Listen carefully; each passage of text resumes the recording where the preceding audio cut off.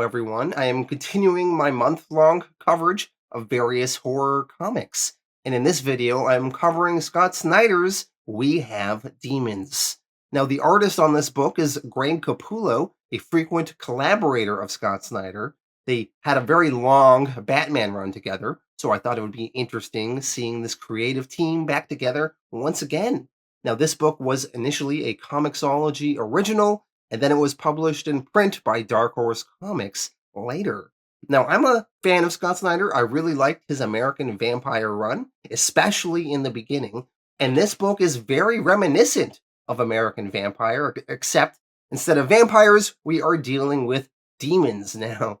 Now, this is a mini-series. It does have an ending, although, of course, Scott Snyder could continue on with the story later on if he wanted to. All right. Let's dive into it now. Scott Snyder's We Have Demons, and we can compare this to American Vampire and various other Scott Snyder books. We Have Demons, written by Scott Snyder and art by GREG Capullo. Issue 1. Each individual issue is broken down into 3 small chapters. So, Chapter 1, The Nyeclops. 14 years ago, we meet a character named Lamisu, or Lam, Cullen.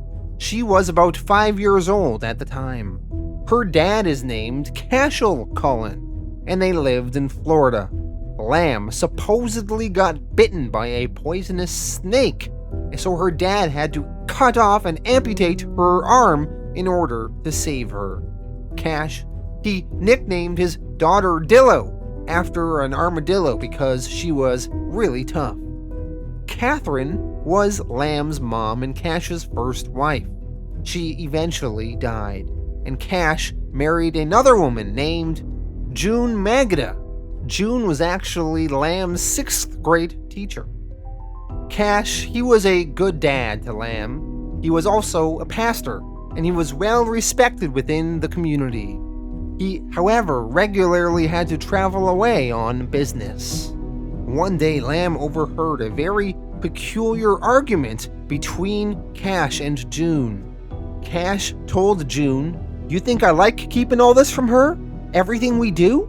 But she's my daughter, and I say no. She doesn't need to know. Not yet. End of discussion." One night, Lam got curious, so she snuck into her dad's office and went through his things. And in his office, she found a calendar, and Cash wrote that he was going to hell that month. Lam found that a little weird.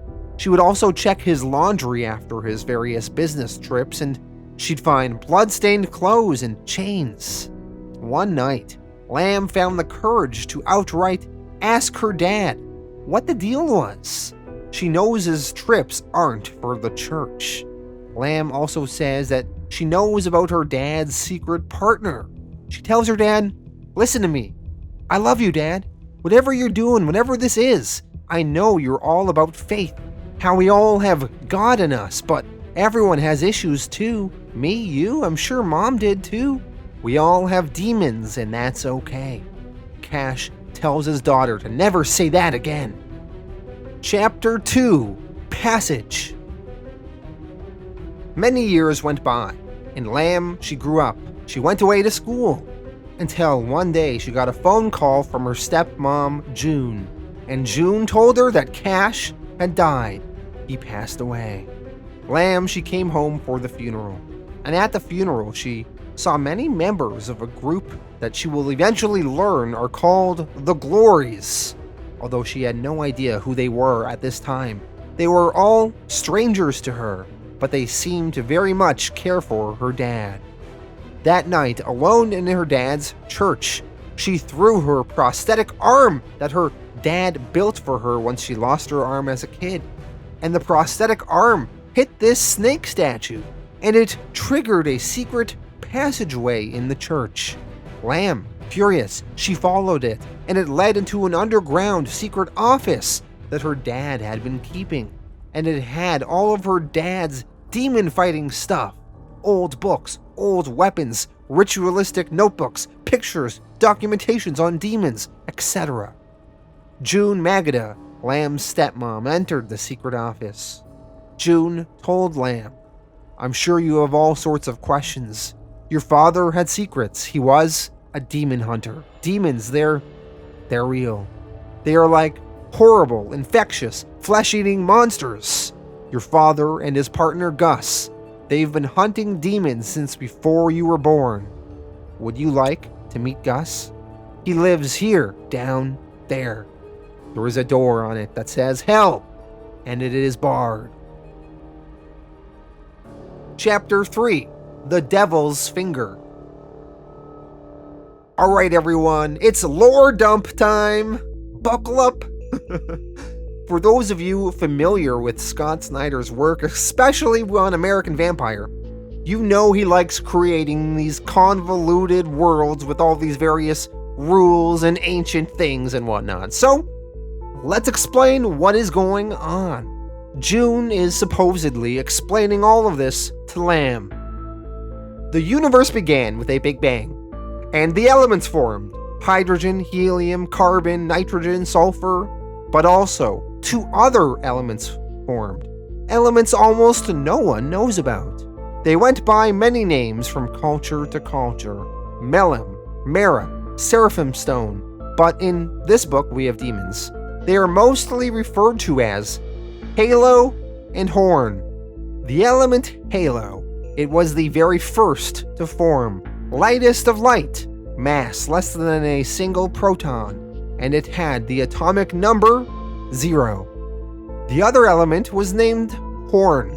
It was the final element to form, out among dying stars, super heavy, made of quarks and dark matter. Its atomic number was in the 600s.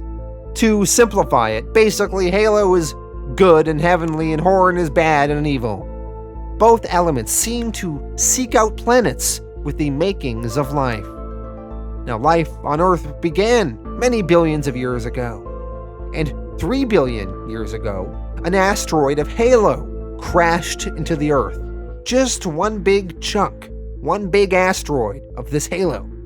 Horn followed, not in one big chunk, however, but as countless small meteors, burying themselves deep inside the Earth's crust. Life on Earth evolved unaware of these 2 substances. Halo fragments created pockets of vitality, sacred and secret oases, responsible for many myths like the Garden of Eden and the Fountain of Youth. Meanwhile, Horn stayed hidden in the Earth, waiting for a species worth corrupting. 100,000 years ago, Horn eventually found an advanced form of Neanderthal and corrupted them. Horn, it rose from the deep and corrupted these Neanderthals' bodies, killing everything good in them and changing them into the first demons. And the first demons, they wiped out whole species of Neanderthals. The demons would have wiped out everything on Earth, but a group of humans found pockets of this Halo, and they learned that if they had faith in something bigger than themselves, certain chemicals in their body would be released and they would react with the Halo. They would then craft weapons out of this Halo. And when the weapons were wielded by fighters of conviction, the Halo can be used to kill the demons. The legend is, 1,000 blades were forged and given to warriors across the land, and in time, the demon species were destroyed. 5,000 years ago. That is when the forging of the 1,000 blades made of Halo took place. And over the centuries, these blades of Halo have been passed down to warriors of every faith, often the source of legends around mystical swords, axes, spears. They have been used to beat back resurgences of Horn. Horn never stopped hitting the Earth, though. Anytime you hear of an asteroid or UFOs, that's probably Horn coming to Earth. So the armies of Horn, of these demons, have been multiplying. But Halo? After that first big chunk that hit the Earth, and the crafting of those 1,000 blades? Well, no more Halo has ever hit the Earth since then. At least, not yet. Those blades have dwindled over the years, and now only a handful are left. The armies of Halo are few. The blades were entrusted to a group calling themselves the Glories. The Glories are a handful of fighters from around the globe, and they wear the symbol of Halo on their chest, symbolized by the atomic number 0. Cash Cullen, he was a member of the Glories, and he believed another chunk of Halo was due to hit the Earth soon from a meteor, and it would allow them more tools in their fight against the demons. They could replenish their forces. Cash, he even had a theory on when that Halo might be coming, and it was soon.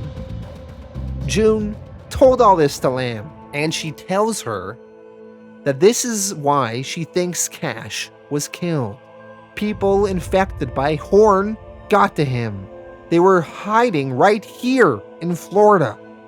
June tells Lamb that she believes their neighbors, Bob and Layla Spoon, are secretly demons and are responsible for her dad's death.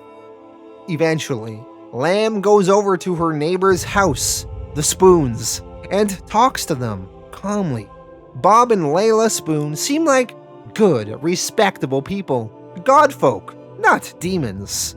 So when Lamb tells them what her stepmom told her, they think the whole thing is a little bit far-fetched. Lamb, she holds an axe filled with Halo in it that her mom gave her. She's holding it, and the Spoons do seem a little nervous. Bob Spoon tells Lamb that it's a pretty crazy theory she has. Lamb, she is holding that axe made of Halo, and she says, "I know it is, but this is my dad's axe, and it's full of this Halo stuff. And apparently, if someone's infected by Horn and a demon, this should glow when I hold it near them." Lamb holds the axe up to Bob and Layla, but it doesn't glow. So Lamb is pretty relieved.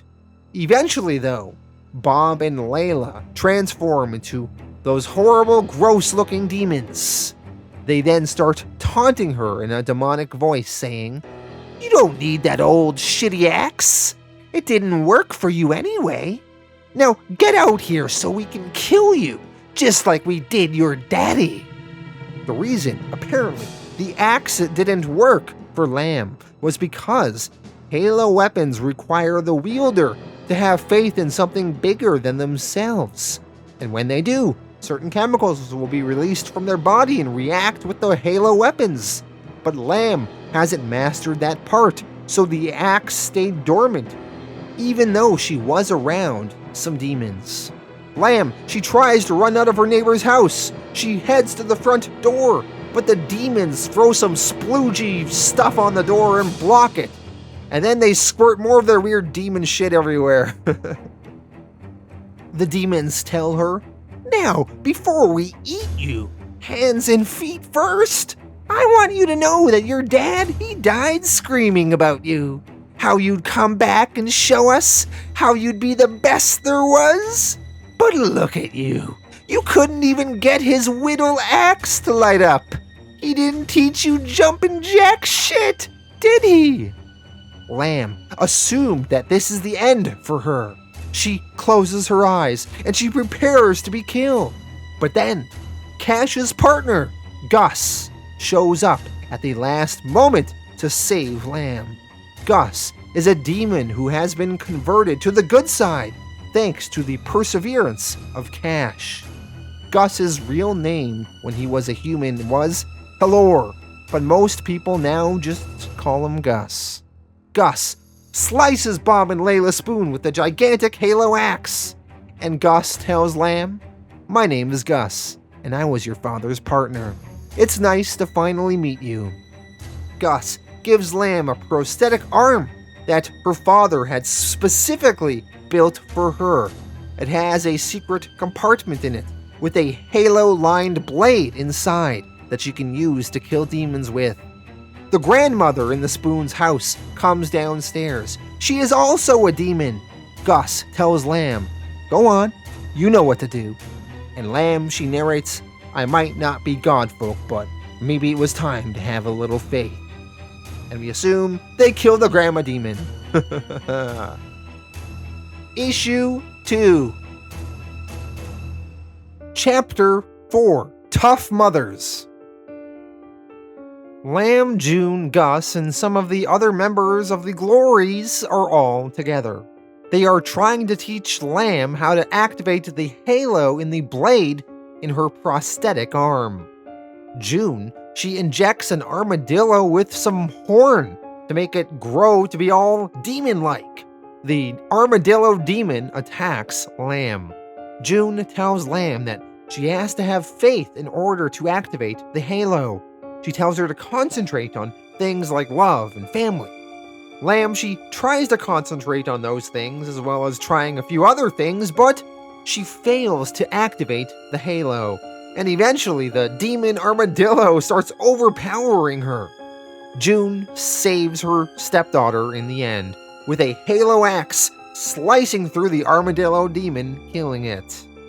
June, even though Lamb failed, tries to encourage Lamb some more to keep trying. Lamb, she says she just wants to be left alone for now.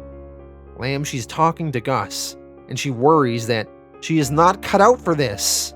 But Gus tells her that the blades she has in her prosthetic arm belonged to her mother.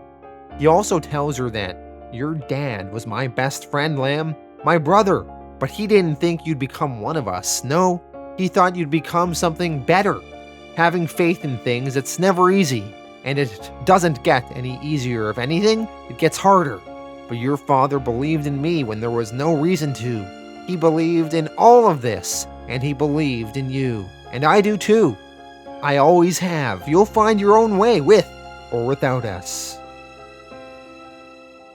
Chapter 5. Icebergs. We will now have the origin of Gus, or how he was known back then, Helor.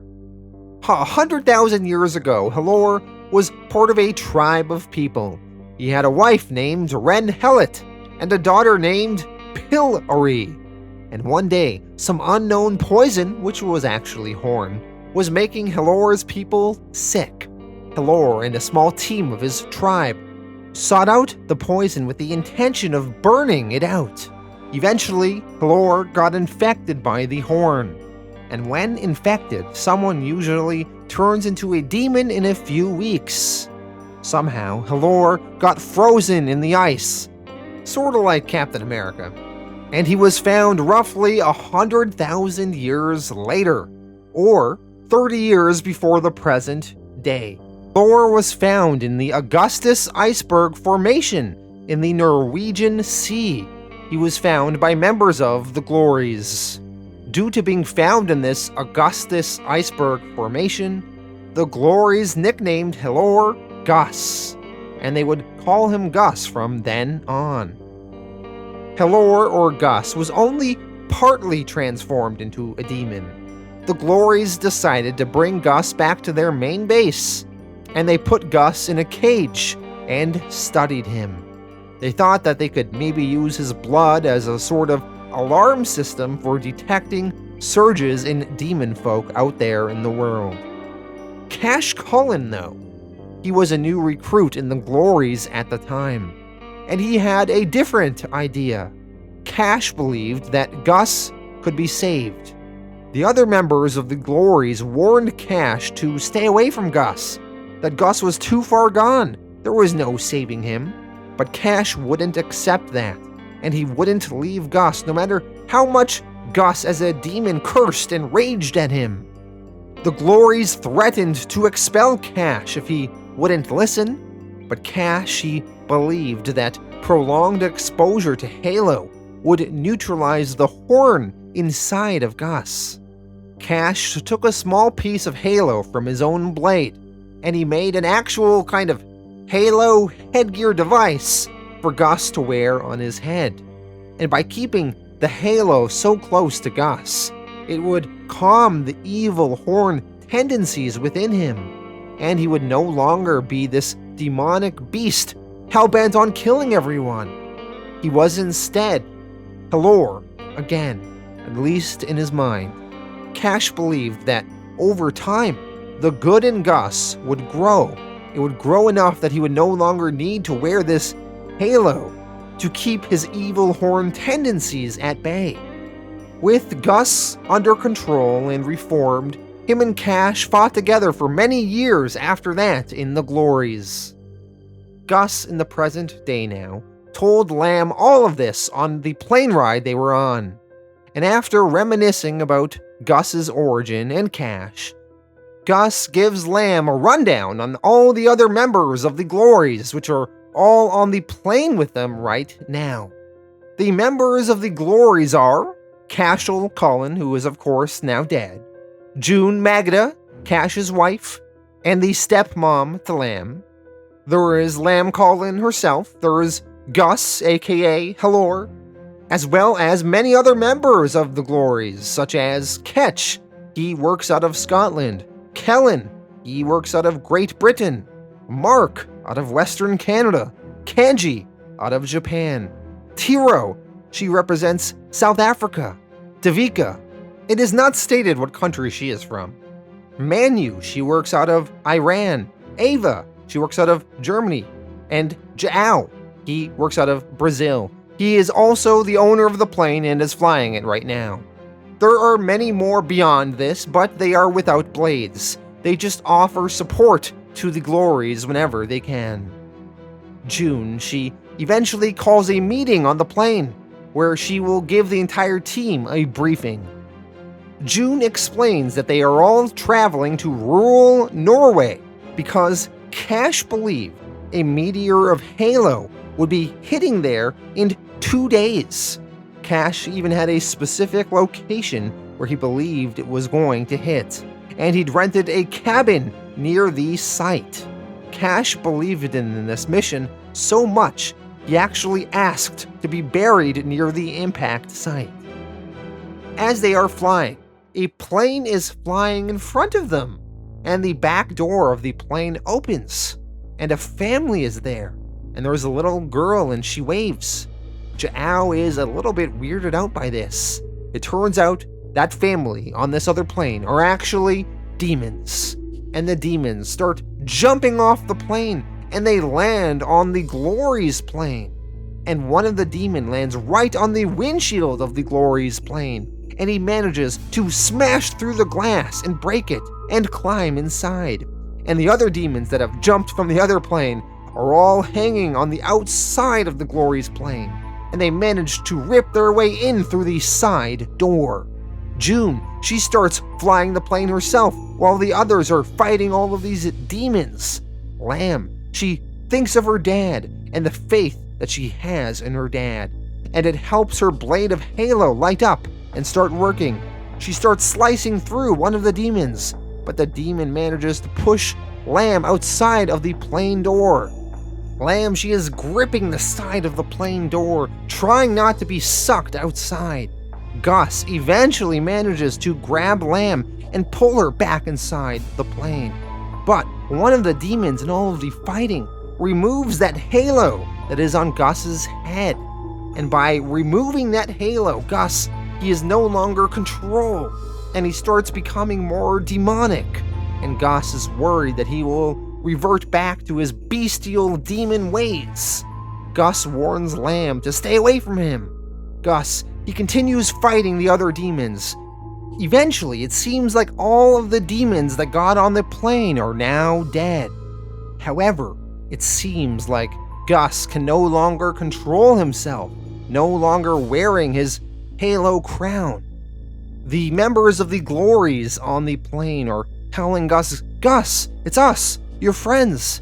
Tell us you recognize us." And Gus replies, fairly demonically now, "I hate you all. You shitheels pretend to be my goddamn family, but my family is dead. You wanted to put me in a little shitty cage, didn't you?"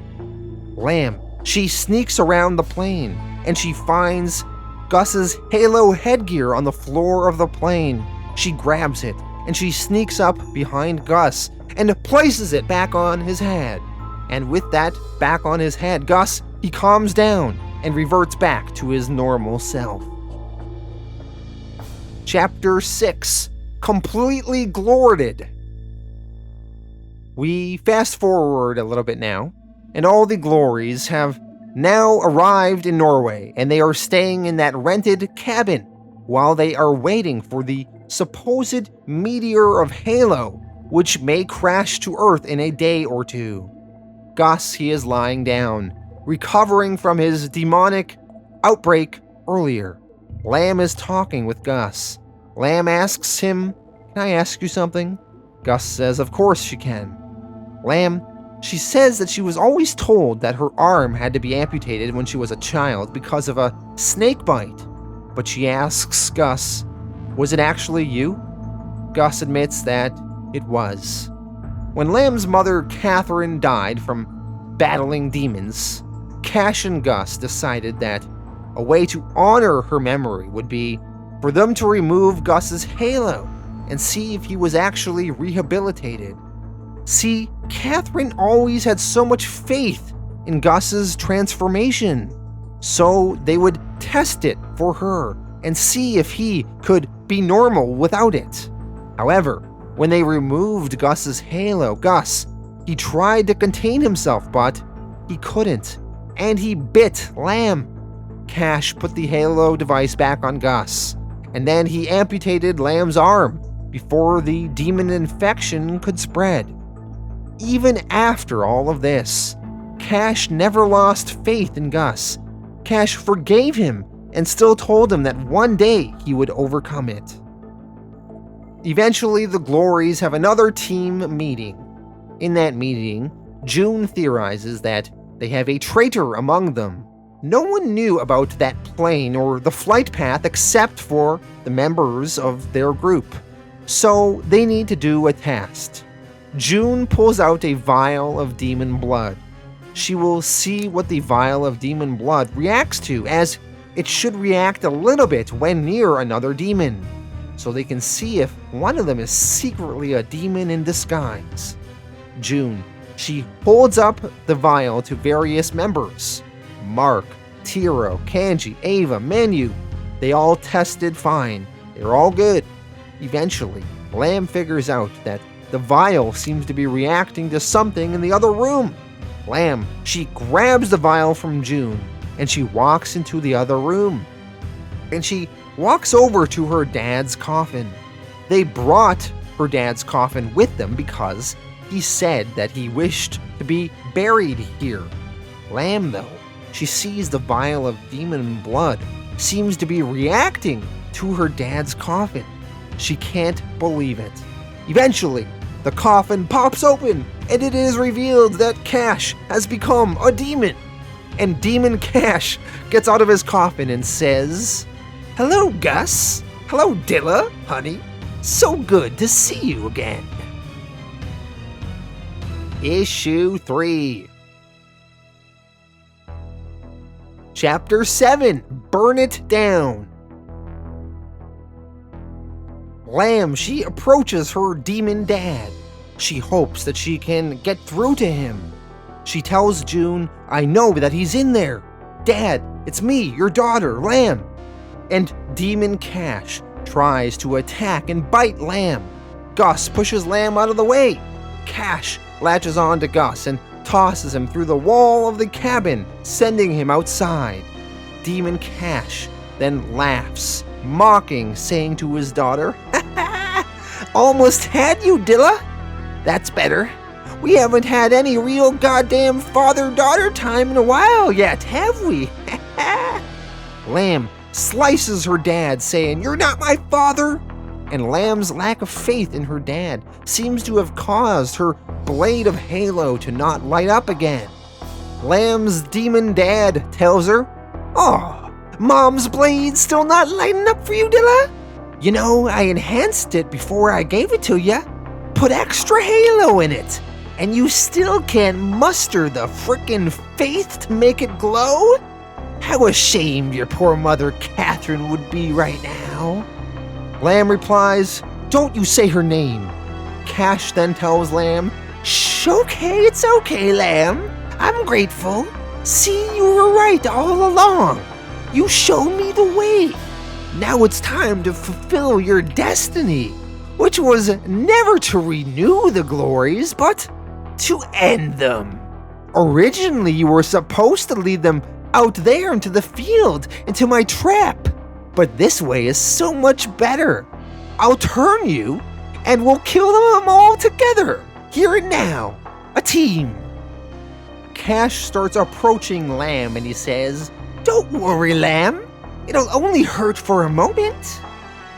He is going to bite into her and turn her.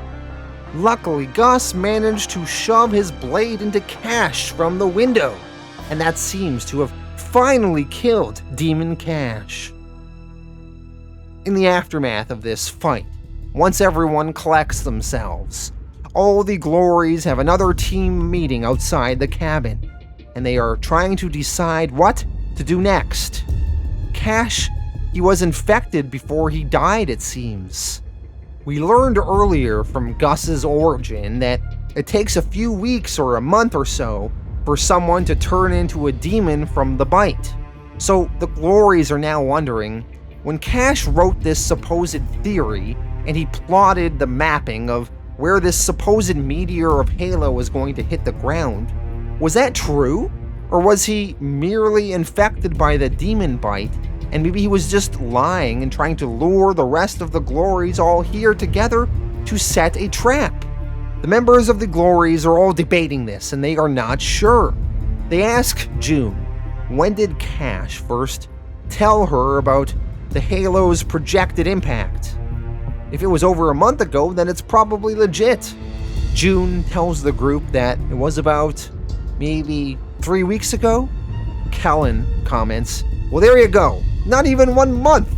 You saw that demon. He was full horn. It takes what, at least a month for that infection to do that to you?"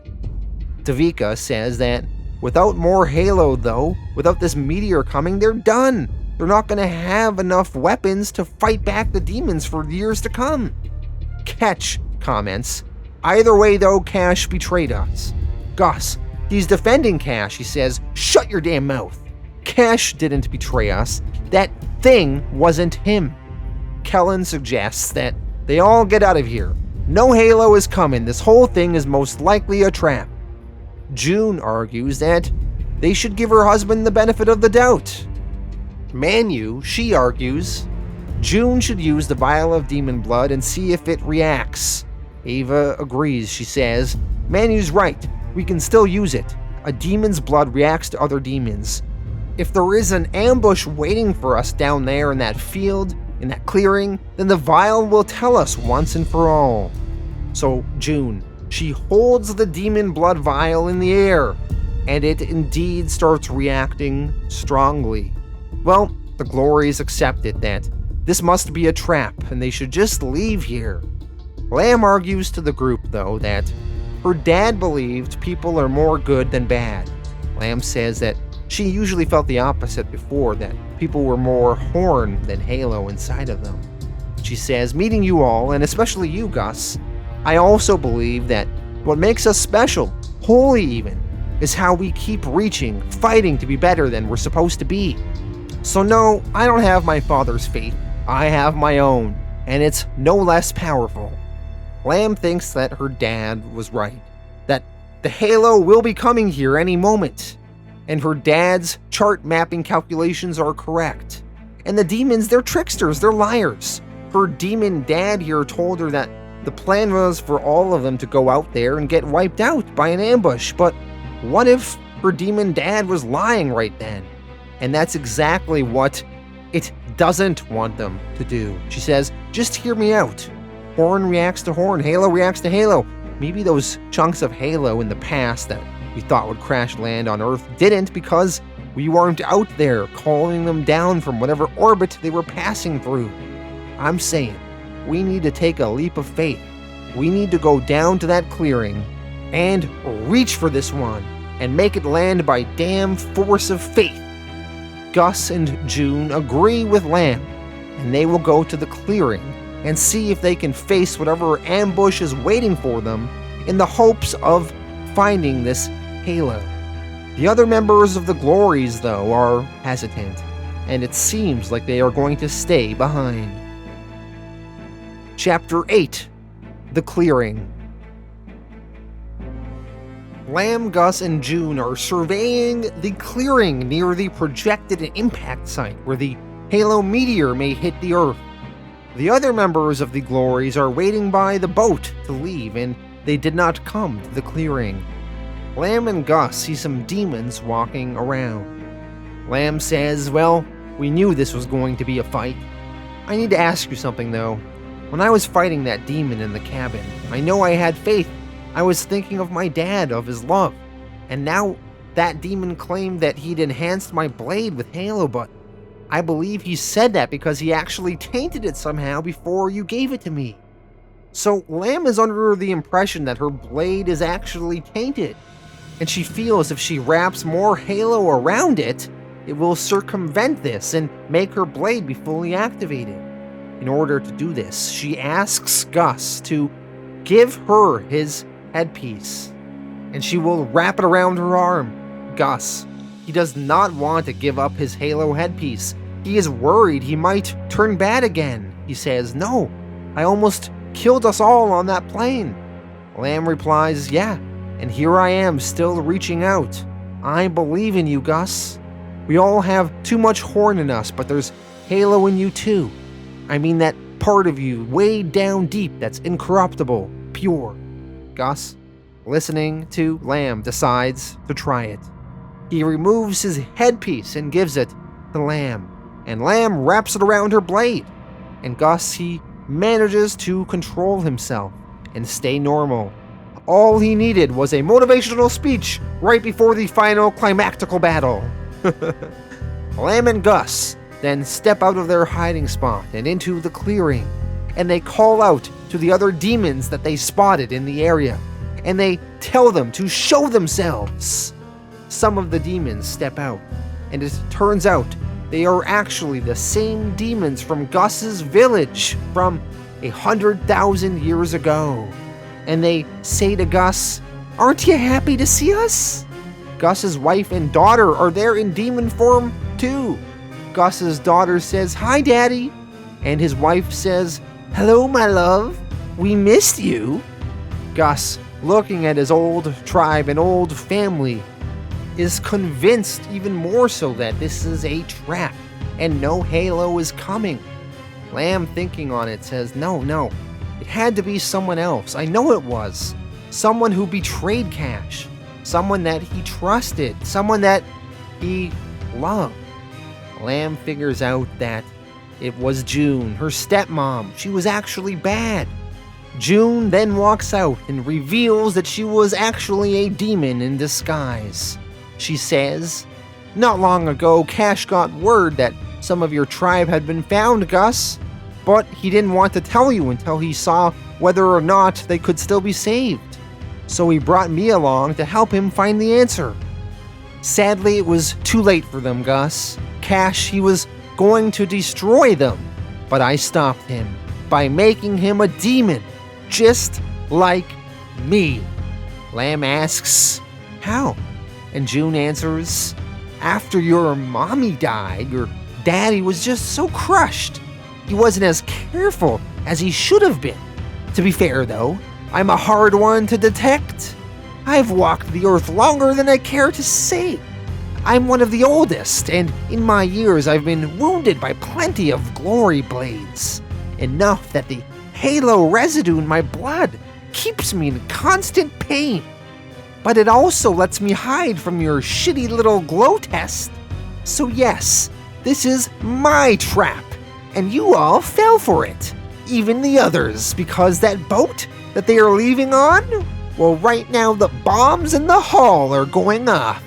And I'll bet if we listen closely, we can even hear their screams."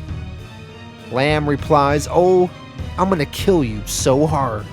Lamb attacks her stepmom, who's a demon actually, while Gus takes on the rest of his old tribe and demon family. It does not seem like Lamb and Gus are going to be able to win this battle on their own. Luckily though, the rest of the Glories did not end up leaving on that boat, and they decided to come back and help in the battle. One of the members of the Glories announces, We're here for the end of the world party. Is this the right place? Lamb, Gus, and the rest of the Glories are battling June and the rest of Gus's old demon tribe. Lamb cuts into June. Her blade is working properly now. The Glories slice into the other demons. And Gus's wife says to Gus, "Hello, my love. I could always hear you sneaking up on me. Come to me, come and face." Gus, he slices through his wife's chest. And then when his little girl jumps on his head, Gus grabs her and tosses her to the ground. Gus's daughter says, "Daddy, Daddy, please, it's me, Pillory. I love you." Gus replies, "I miss you, sweetheart. I miss you every moment of every day, and I'm so sorry, but you're not Pill, so go on, make your move." Gus's daughter, in demon form, jumps and attacks, and Gus slices her in half. In the end, all the Glories survived the ambush. Lamb is standing over June's demon body. June's demon body is squished into the ground, but still barely alive.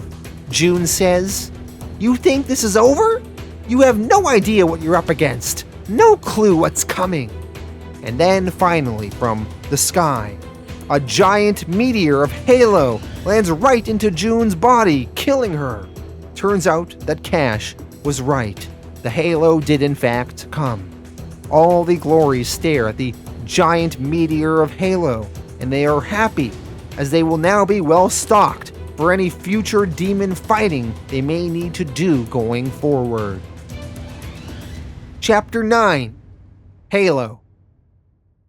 In Florida, we are in the Glories' secret base. Lamb and Gus walk around. It's kind of like Men in Black except for demon hunters, I guess. As they are walking around the base, they see various new Glory recruits training, as well as other artifacts and weapons and vehicles.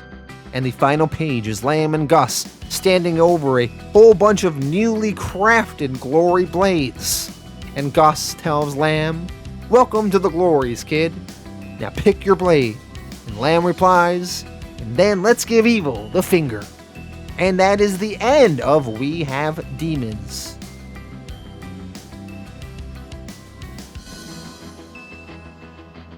Alright, so that was We Have Demons. Let me go through my thoughts on this book now. Now, the artwork by GREG CAPULLO was great. The book looked awesome. Very good job there. Now, with regards to the overall story, it reminds me a lot of American Vampire, especially near the end of American Vampire, where Scott Snyder started going crazy with all of the lore and explanations, and sometimes when you would see some of these explanations, you would think, well, that's a little bit far-fetched, man. So that was my problem with American Vampire near the end. It was a little bit too far-fetched and out there, and this book kind of starts off like that. It starts off with the deep lore explanation about this Halo and horn stuff, and I don't know if I fully love the concept of that. But if you move past it and you accept the concept and the rules of this world, and it was a pretty fun book.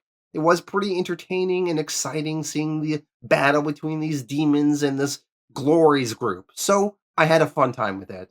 I still have problems with the concept, but I was entertained. Now I'm going to give this book a 7.5 out of 10.